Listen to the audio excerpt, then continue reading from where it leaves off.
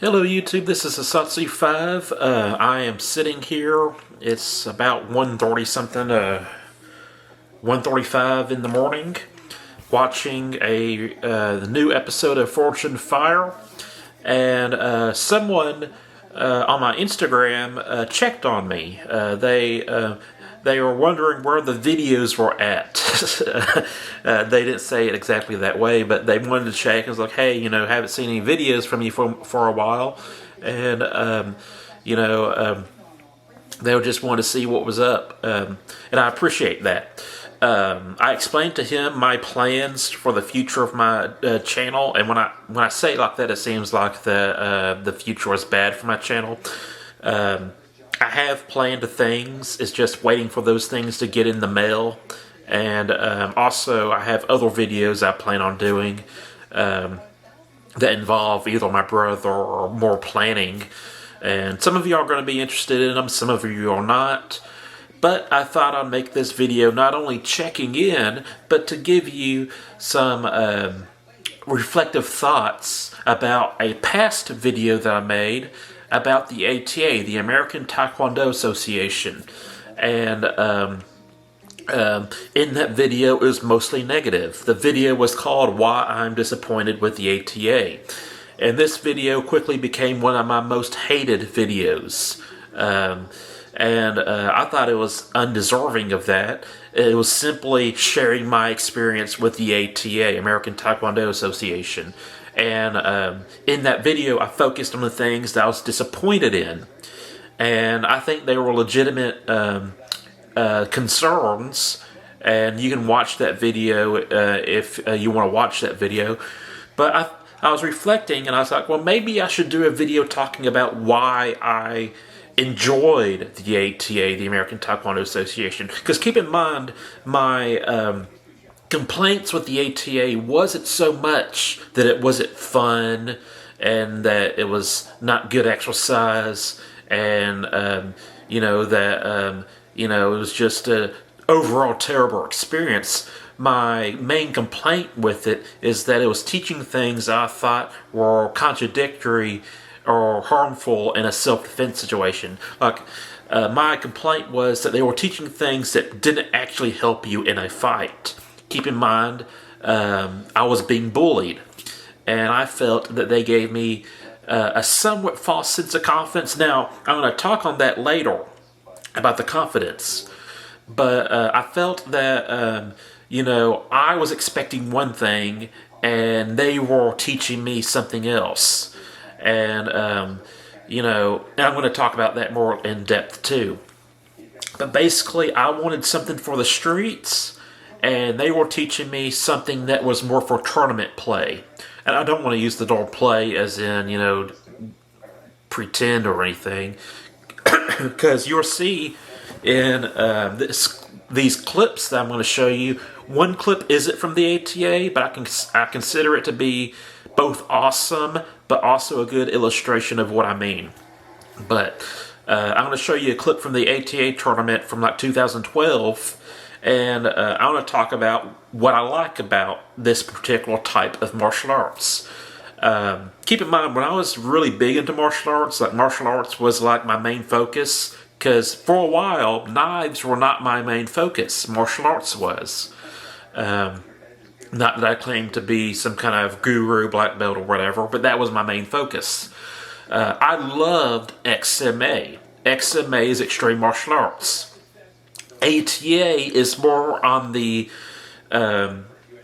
side of the field of XMA, as opposed to MMA, or boxing, or Muay Thai, which is more of a fight sport, where you're actually, learning something that you're going to be potentially trying to knock the other person out. You're not just point fighting, and you're going to be potentially learning boxing or Muay Thai or Jiu-Jitsu or MMA for the streets or for UFC or something. And so Taekwondo does have sparring, which a funny comment I got on my ATA videos, like, what are you talking about? The ATA produces the best sparrers in the world. And I thought this was really funny because sparring is practice fighting. So saying that you create the best practice fighters in the world doesn't hold a lot of merit with me. But that's not what this video is about. This video is not about complaining about XMA. I want to talk about the stuff that or not complaining about ATA. I want to talk about the stuff that I genuinely enjoyed about the ATA. And so I'm going to show you a clip, and this is an ATA tournament, but this is the XMA aspect of it. And XMA, Extreme Martial Arts, isn't necessarily the traditional forms or katas, whatever you want to call them. Katas is karate. In ATA, we call them forms. And the more traditional forms are not as flamboyant or as extreme as this. But ATA does teach and cater to this type of tournament competition. So I want to show you this clip of the extreme martial arts. Let's see if I can pull it up. And this is from 2012 ATA World Championship. And this is Title Weaver's Extreme Form. I genuinely loved watching this stuff when I was really big into martial arts. This is the type of stuff that you're going to watch if you're going to be seeing a kung fu movie, and not necessarily Bruce Lee, but Jackie Chan or Ong Bak from Tony Jaa's movies, The Protector. This is the stuff you're going to see, in movies by stuntmen, by skilled acrobats. And so this stuff doesn't really focus on the combative side of martial arts, but the artistic side of martial arts. And I know it's kind of slow right now, but it's going to get really big. I generally enjoyed watching this. I loved it. I loved every minute of watching these tournaments. In fact, I changed my shampoo because of these XMA tournaments, or these XMA competitions. Excuse me. Paul Mitchell sponsored and had a XMA team that competed in XMA competitions. And Paul Mitchell is a shampoo hairstylist, some guy. And I loved Paul Mitchell's team so much that I changed my shampoo. So you can see that this has a lot of stuff in it that isn't necessarily combat appropriate. Now, I can always see in UFC when someone has a Taekwondo or Americanized karate background, because it shows in their fighting style. They'll do these spinny kicks and stuff, or they'll run across the cage and kick someone. And that's cool. It makes for good entertainment, and it makes for exciting fighting matches. But in general, you're not going to do that in a fight. So I want to state, unequivocally, I love watching XMA competitions, and ATA more or less caters to the XMA side of the spectrum of martial arts. You will learn fighting, and you will learn board breaking and weapons like they call them sanjibangs. In fact, I'm going to show you this video. This is I think a Chinese man, a kung fu martial artist, who uses what in Taekwondo or ATA we call sanjibangs or sanjibangs. I can't spell that, but this is also the extreme martial arts equivalent of nunchucks. And so you're going to see this guy manipulating nunchucks, and I love watching XMA weapon competitions. And they get very crazy with their weapons. And in fact, this one wushu guy was, so aggressive with his Chinese war sword. It was either a war sword or a da. But the tip of it broke off, and he got disqualified for releasing his weapon. Now in XMA, you can toss your weapon up in the air and catch it, but if you throw it and you don't catch it, that's disqualification. Because, someone could potentially get hit by that weapon. So, like I said, that with the nunchucks, I'm going to use that term because that's what most people call them. Nunchoku, sanchibongs, nunchucks, chucks, they're all the same thing.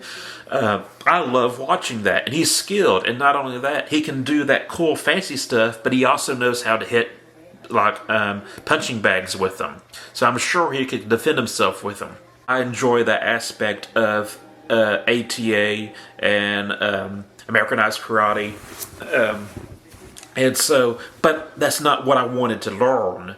I was being bullied, and I wanted to learn something more practical. So when I asked my instructor black belt, hey, why are we doing this weird thing, which that's supposed to be a leg, and they'll just...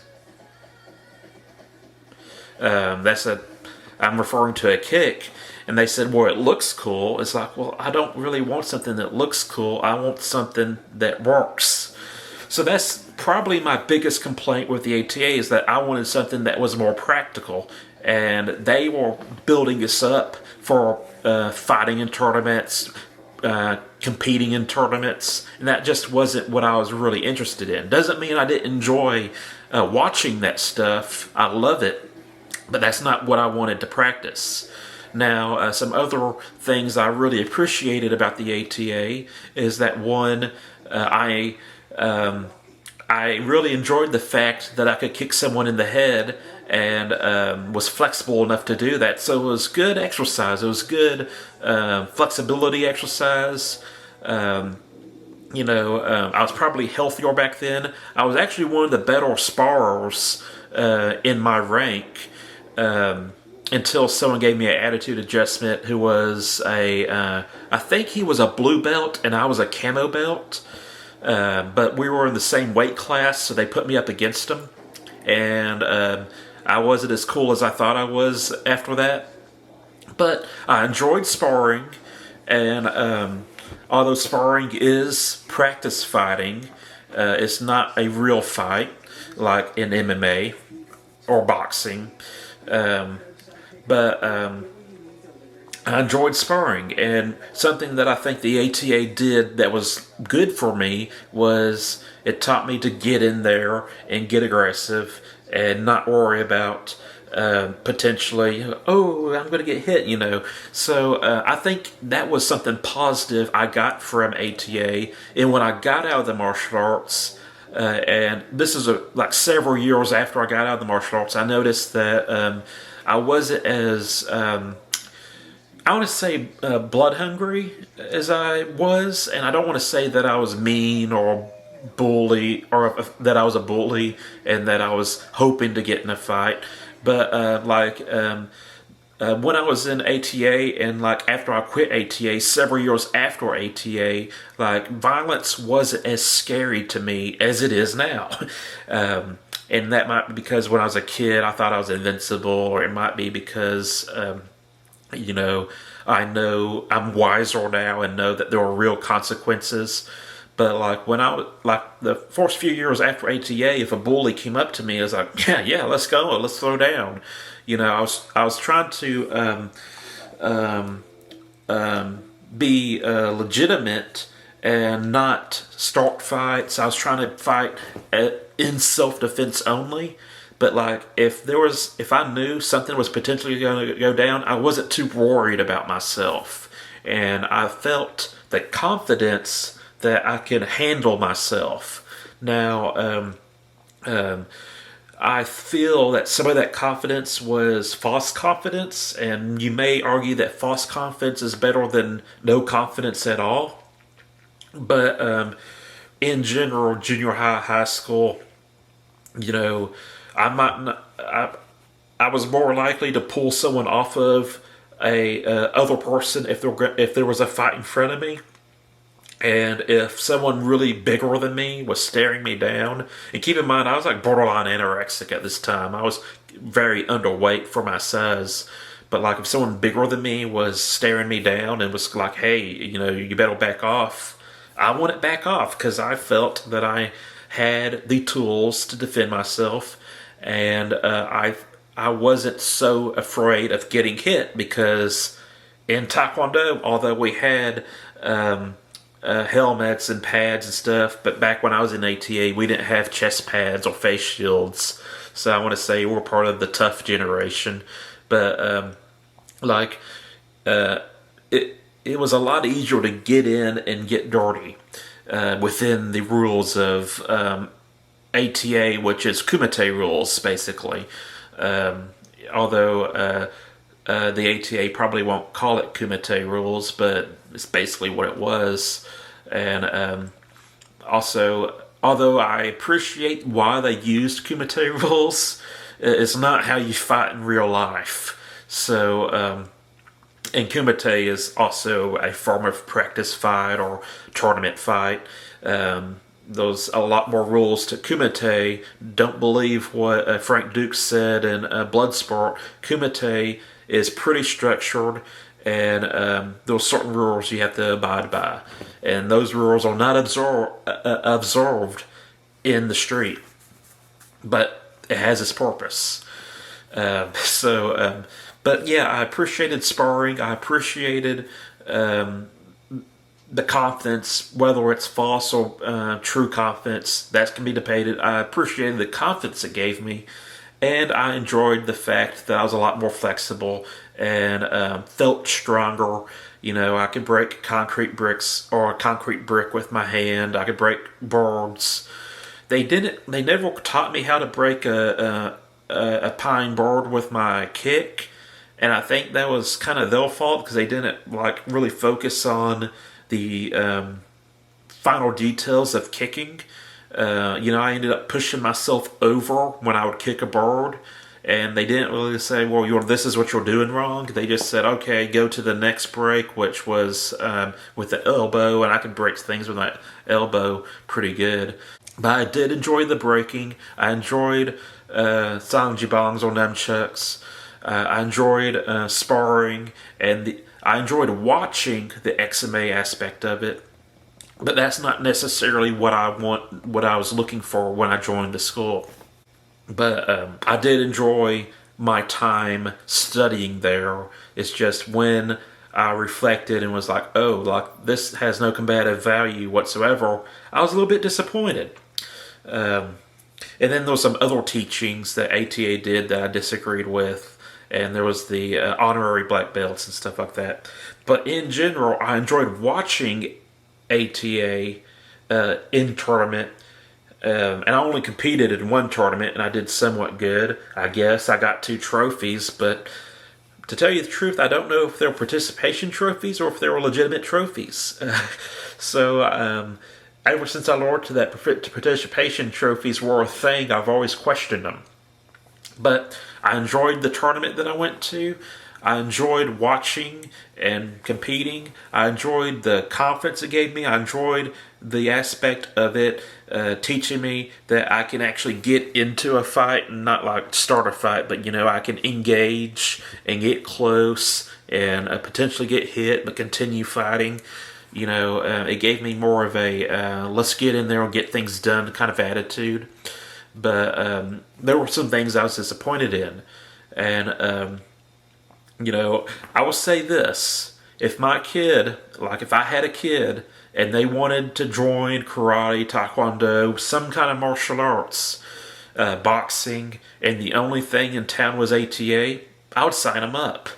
If they wanted to do that, I don't think it's necessarily a bad thing to join ATA. It's just it wasn't what I was looking for when I